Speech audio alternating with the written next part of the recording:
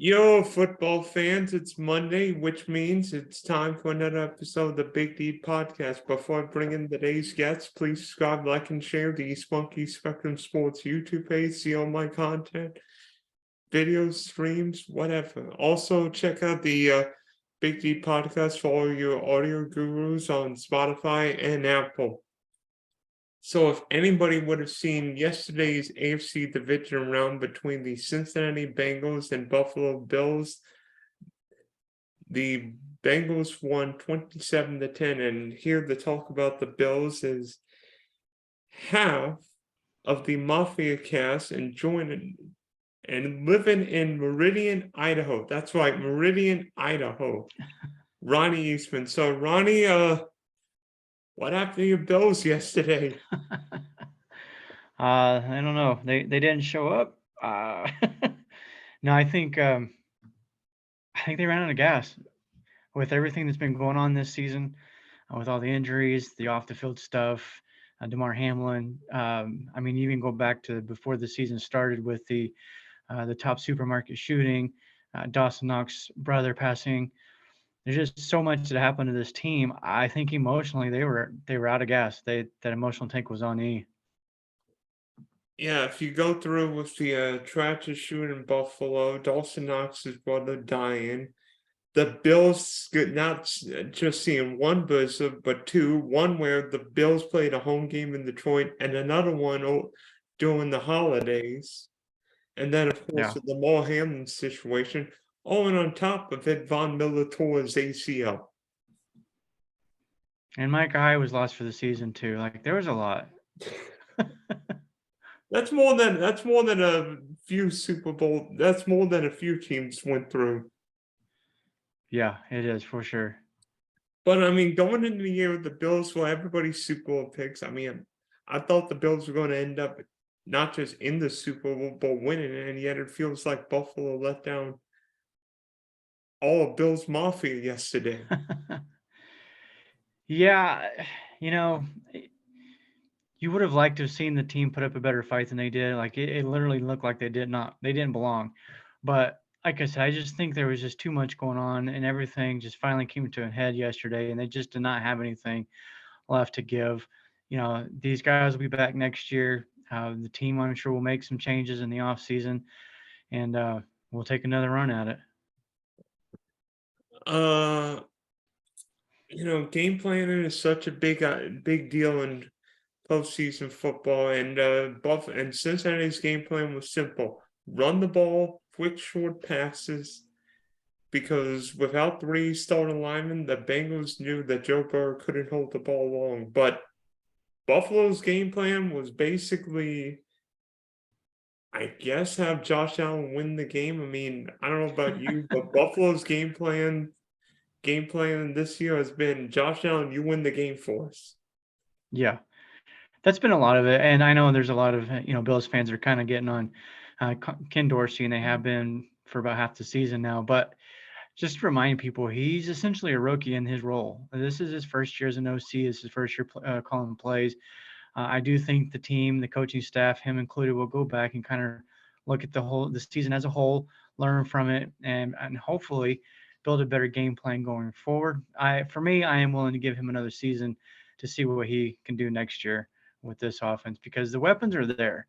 I do think they need to kind of bolster that offensive line, particularly the guard positions. But if they do that, and they can learn from some of the things from this past season as far as play calling and the offense goes, I think we'll be okay.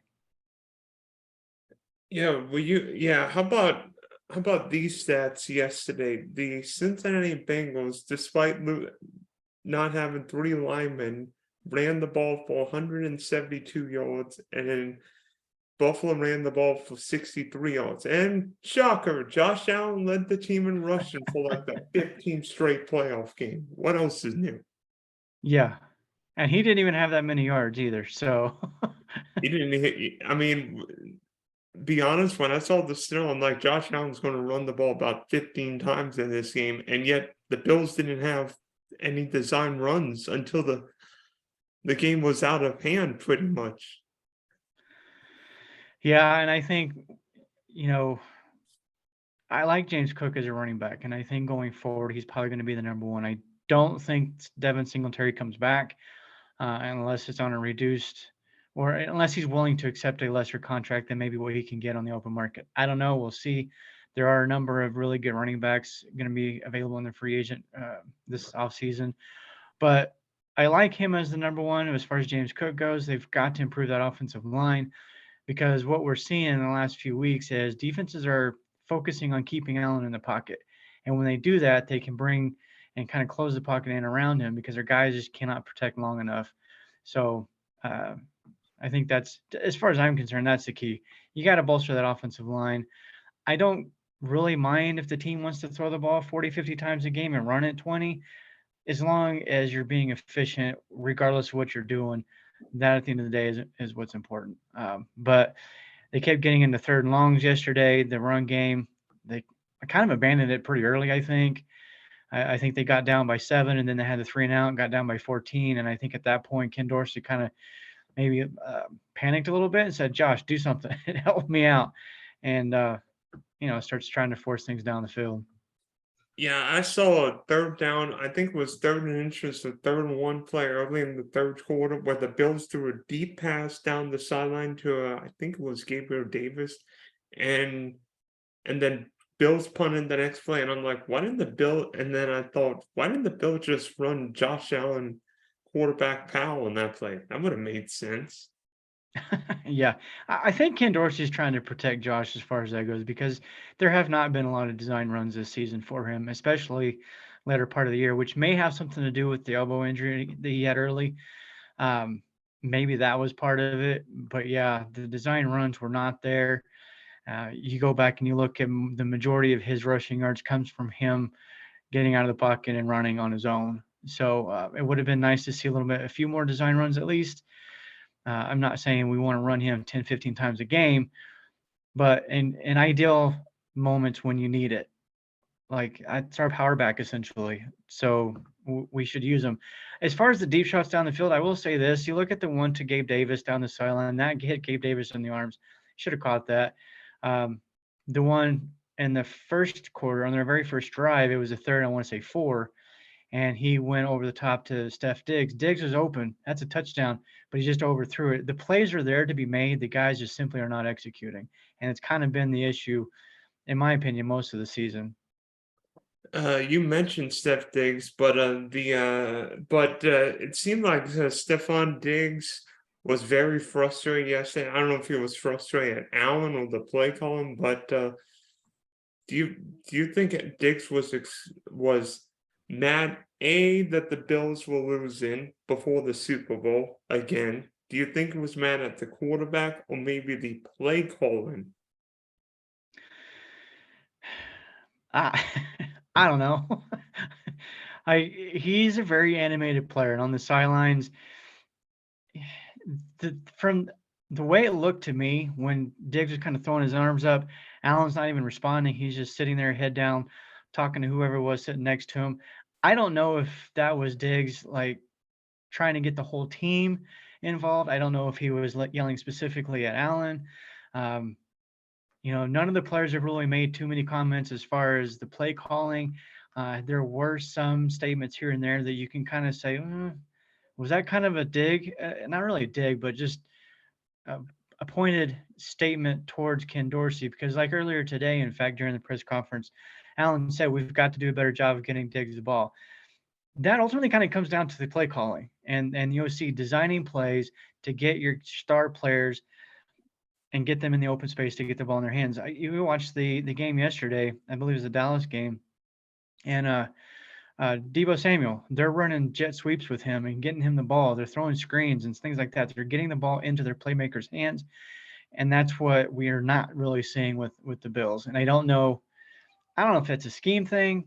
I don't know if it's a play calling. I mean, I don't know. I've never been a coach, so I can't really say for sure. Yeah, I even saw the Cowboys run CeeDee Lamb on a few jet sweeps and Yeah. get the ball in his hand. I mean, yeah, Steph Diggs may be a possession wide receiver, but try anything. Yeah, and we've got guys on that line or on the offensive side of the ball. Isaiah McKenzie, Khalil Shakir is very good in the open space. Those two guys in the past, we've seen McKenzie on those jet sweeps quite a bit. With Dorsey, those kind of disappeared. So I don't know. I really do think that there's a learning curve here for Dorsey. And I think going forward, they'll be fine. They'll take this offseason to learn and develop a better idea and identity going forward. But we'll see. I mean, if we see more of the same, it's hard to say because you're looking at an offense that was top 5 in the league, right? They were, I believe, second, third in scoring. It's there. They're making the plays and they're putting up the points, but it just feels like it's kind of choppy, like very up and down all season long. Yeah, one thing I've also noticed, it seems like offensive mind coaches have got a huge advantage, particularly in the playoffs. And there were 8 coaches on the sidelines for the divisional weekend, 7 of them with an offensive background. Only one defensive mind head coach, and he's for you guys, Sean McDermott. So,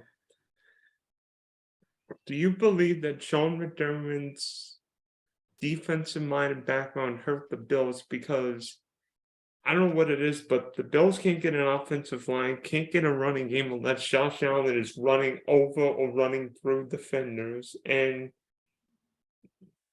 I don't know what Buffalo's game plan was yesterday, but part of that has got to come on the coach because, I mean, I don't know about you, but it seemed like every other team outside maybe the Giants brought a pretty decent game plan. Even the Cowboys' game plan was somewhat decent, not for Dak being inaccurate at quarterback. I think the blame comes down to everybody, the whole team, the coaching staff, the players. Like I said, and I've said this many times. At the end of the day, it comes down to the players executing. The football in its simplest form is very basic. Beat the guy across from you.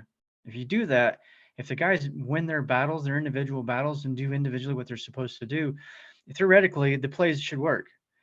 But we're not seeing that. We haven't been seeing that, and most of that, and to me, is coming up front. The offensive line is simply not opening up the holes consistently enough for the running game. So even when we do run it, we're finding that the guys are running into the linemen. Josh, you give him time. I'm sorry, he's gonna rip apart any defense. Right? Those receivers will get open. He'll find the open guy. He can throw anywhere on the field, but he just does not have time. And like I said, teams are figuring out ways to keep him in the pocket so he can't run those off script plays. And when they do that, and like I said, then they can close in the pocket around him. It does make it difficult. We saw a couple of plays yesterday where he had guys open, he just couldn't get it to him. He didn't have time. So even to that falls partially on Brandon Beane. Like he's done a really good job in the drafts, but for whatever reason, when it comes to the offensive and defensive lines, they're struggling to find those pieces. Now, it obviously doesn't help to lose Von Miller. Von Miller is a huge piece on that defensive side because Oliver was getting double teamed constantly in that game, and Oliver's just not good enough to beat those double teams. He's not an Aaron Donald. Nobody is, right? So they need to find ways to get him off those double teams and get him more in one-on-one where he can win. But it's hard to do that when you don't have a Von Miller on the field to get that attention off of him. And the rest of the defensive front's just not good enough to, win consistently on one-on-one battles anyways. So even with the backup linemen, I mean, there was some concern because we saw it against Miami. There were backup linemen in that game too, and Buffalo just could not take advantage of it. Yeah, I mean, could it also be a problem with, not knowing offense line? Because a coach who a lot of people like, Mike Tomlin, can't get the offensive line situated in Pittsburgh, and yet the Bills, with Sean McDermott being there, 6 years, cannot get the offensive line situated. And yet, how the Bengals only gave 1 sack and Joe Burrow was like, doop, doop, doop, doop. With 3 linemen out is a miracle. Yeah. It is. There's one I think is just purely talent. I don't know that guys like Epinesa, Basham's in year 2 of his career, so we'll, wait and see on him. But guys like Epinesa, this was his, I believe, 3rd or 4th year. He should be flashing more than he is. Oliver being a top 10 draft pick, I feel like he should be doing more than he does. Like he does really Gregory well. Gregory Rosso. Greg, yeah, I do like Rousseau. I think he's the one bright spot on that line, but he's only in year two, just finishing up his second year. So I think you're going to see more from him next season. But and then also losing Daquan Jones yesterday, he did not play. He's a 300-pound plus lineman who could have helped with those double teams because he's one of those guys that if you get him on one, he can beat those. He can push pressure up the middle of that front.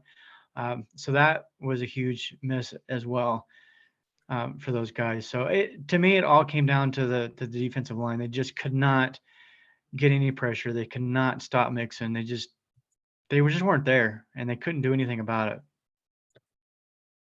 Do you think that Brian Dable's absence contributed to Josh Allen's struggles, particularly the second half of the season? Because it seemed like Josh Allen was making too many mistakes. I mean, he threw a couple interceptions. I mean, the Minnesota game, the first Miami, even the first Jet game, where Allen made mistakes. Do you think that Brian Dable not being there hurt Josh Allen? Because, I mean, he turned Daniel Jones into a somewhat decent quarterback. That's hard to say. I think it really comes down more to the plays that are being called. I think Ken Dorsey is an aggressive play caller, which plays right into the type of player that Josh Allen is. Dayball was more of like almost like the counterweight to the aggressiveness that Josh is. Josh wants to push the ball down the field. That's what he wants to do. We've seen it his whole career, even when he was at Wyoming. So Dayball was good at kind of like countering that. So, giving them a good balance. Whereas you got two personalities with Dorsey and Allen that are similar, and they just want to push the ball down the field and make the big plays. And I think sometimes that gets you in trouble.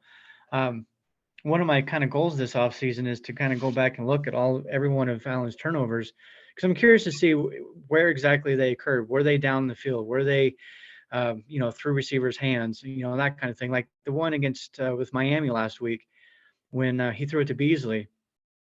That was in Beasley's chest. And I mean, you can contend that maybe it was PI, maybe not, but either way, that's not on Allen. So I'm just kind of curious to kind of go back and see, were these all bad decisions on Allen's part? Were these just the receiver not being where they were supposed to be? Were these just like, what are you doing, Allen type moments? How many of them were 20 plus yards down the field? Things like that. So I do to extent think it was Dayball, but at the end of the day, Allen, he needs to learn how to rein it in himself and not depend on somebody else to do that for him. Yeah, and I think it was like the end of the Minnesota game where he somehow fumbled the ball and the Vikings got a touchdown. I mean, that wouldn't have happened with Brian Dable last year, right? That's just one of those freak things. I think that happens regardless. I don't care if you got Vince Lombardi. That's just something that one in a million. It just happens. I have to say that as many times as he would have quarterback sneaked Josh Allen on that play. That might be true. Well, and I think that was the idea. Just the ball never got secured on the snap and ended up on the ground. And from what I've seen, the ball was there. It was a good snap. Just for whatever reason, Allen just didn't grip it. But those things happen sometimes. So I don't put that on Dayball. Or not Dayball, but Dorsey. So 3 straight, I don't know if you call them early, but 2 playoff exits to the Chiefs, 1 in the AFC Championship, 1 in that crazy division round last year, and then an early exit that a lot of people would have thought of this year. So despite having Josh Allen and an uber talented roster, the Bills have not been to a Super Bowl in almost 30 years. So has this Bills 3-year run been a disappointment? And do you think the Bills Super Bowl window is still open? Definitely not a disappointment. Um, I've been a fan of this team since 1988, so I remember the Super Bowl years. I remember what that was like. I know how hard it is to get there. I lived through the 17-year playoff drought. Give me the last 3 years over the 17 years playoff drought any day of the week. Just knowing that your team is a playoff team and a Super Bowl contender year out and year in and year out, I'll take that any day. Now, I do think they'll eventually get in there.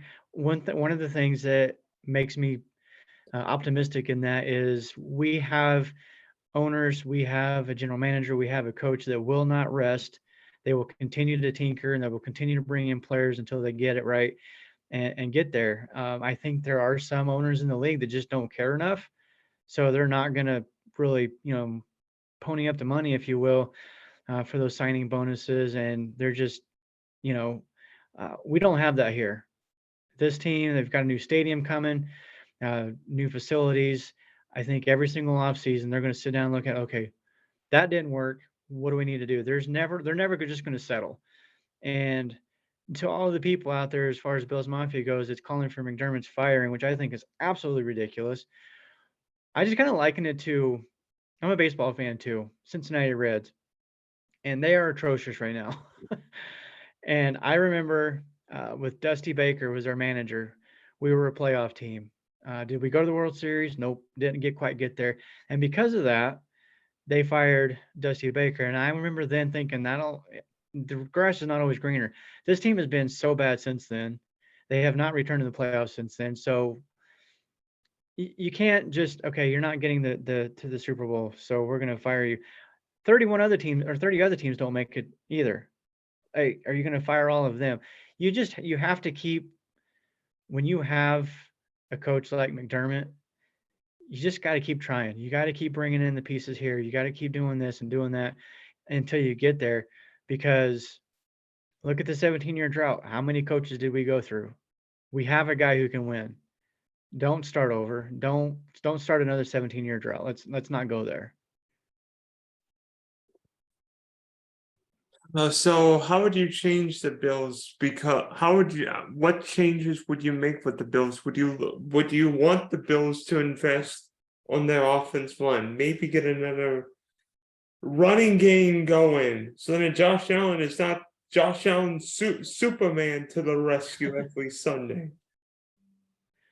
Yeah, I want to see the investment in the offensive line.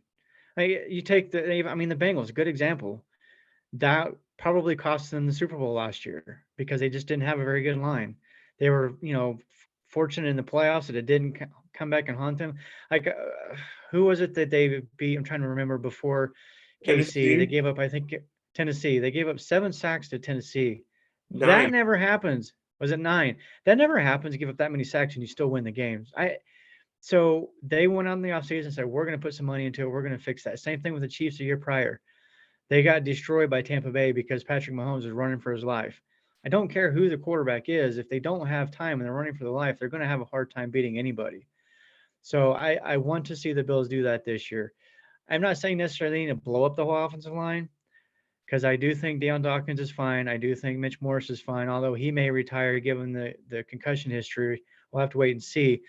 The book is still out on Spencer Brown. He's just year 2.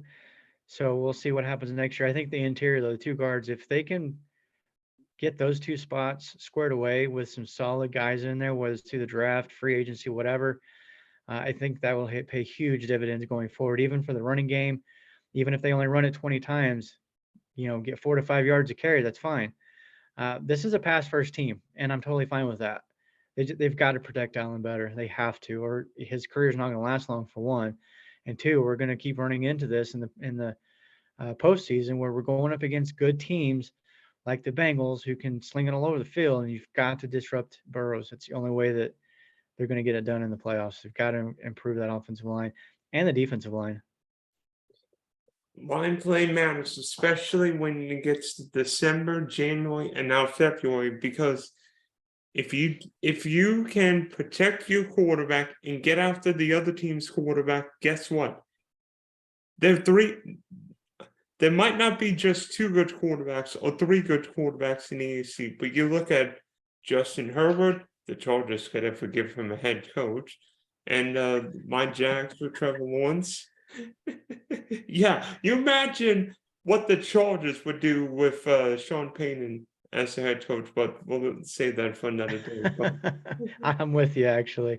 I'm surprised he hasn't been fired personally, but that's just me. well, we know. Well, talk about owners. Maybe the Spanos family could need a talking about coaches. I mean, the Chargers fired Marty Schottenheimer after they went 14-2 1 year, but Yeah. I mean, get an offensive line, get a running game, and hope Von Miller's Von Miller again off the torn ACL, because I think Josh Allen's more than a good enough quarterback to play on the game's biggest stage. The question is, can the Bills put a team around him? Yeah. Yeah. I mean, they need to stay healthy. And I do think had they been able to stay healthy this season throughout, that would have been huge. And I do, like I said at the beginning of this, I think all the adversity they faced all season long, it just was too much, and they were running on E. But I mean, you get Mike Hyde back in there, you get Von Miller. I think Von Miller changes that game yesterday, like absolutely, completely changes the outcome, because he is somebody that can take advantage of that beat up offensive line with the Bengals. They wouldn't be able to just double team Oliver. It would have been a completely different game if Miller could have played. You think the snow actually hurt the Bills yesterday? I don't know. I've kind of wondered that a little bit myself. This team's not really built for weather games. That's one reason why I would like to see the offensive line improve, so that when they do have those types of games, they can lean on the running game. Like when the weather's clear and they want to sling it 40 times a game, cool, do it. But yeah, when you got some nasty weather and the wind's blowing at 40 miles an hour, I know Josh has got an arm and can zing it through that, but even he's going to have some. They're going to be off target. So again, I can go back to the 90s, late 80s and early 90s, and that offensive line that the Bills had back then with Will Wolford, Kent Hull, Jim Richard. That line was one of the best in the league, if not the best. And the K-gun is not what it is without that. Like, you've got to have an offensive line. If you can put okay players around an elite offensive line, and they're going to be able to move the ball and put up some points. Are they going to light up the scoreboard? No, but they can control the clock. They can move the ball. It all comes down to that line. That's huge.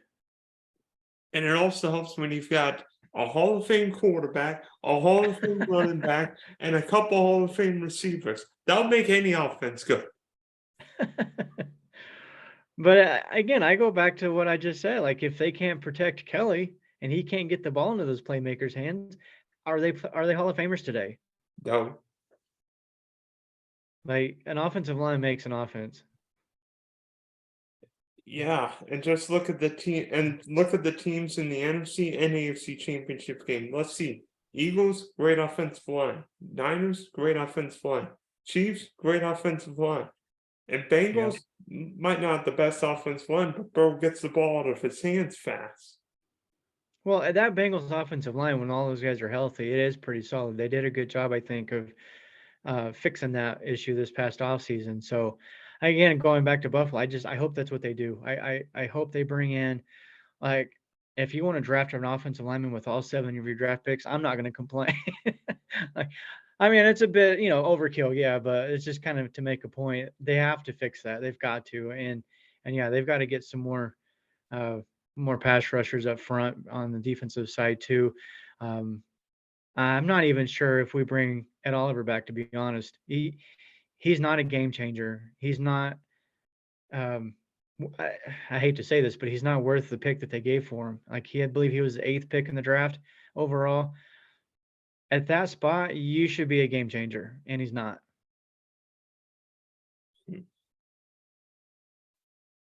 That is interesting.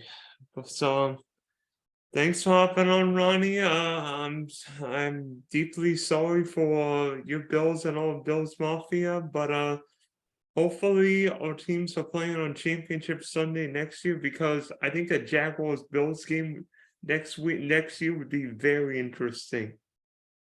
I agree, and I do believe they are on the schedule. Actually, it could potentially be a London game. Wait a minute. Wait a minute, but you guys are actually hosting us this year. Yeah, that would be our quote unquote home game for us. So When the Bills because we have a, have when the Bills don't go to London, the London Jags go there every year, right? yeah. Yeah, in fact, the last time that Buffalo was in London was against Jacksonville, and back when we had EJ Manuel. Oh So if anybody wants to gosh. complain about our coaching staff or team right now, I just want me to remind you of EJ Manuel and that squad. How about that wild card game a few years ago when it was what, Tyrod Taylor and Ugh, Blake Bortles? yeah, I mean, yeah, and people want to fire McDermott, The and Jags were 3 minutes away from the Super Bowl. I'm like, the whole NFL world doesn't want to see Nick Foles and Blake Bortles. They'd rather have Brady in the game. yeah, for sure. So thanks for hopping on, Ronnie, and hopefully the Bills are in Las Vegas for next year's Super Bowl. I hope so. They're due for sure.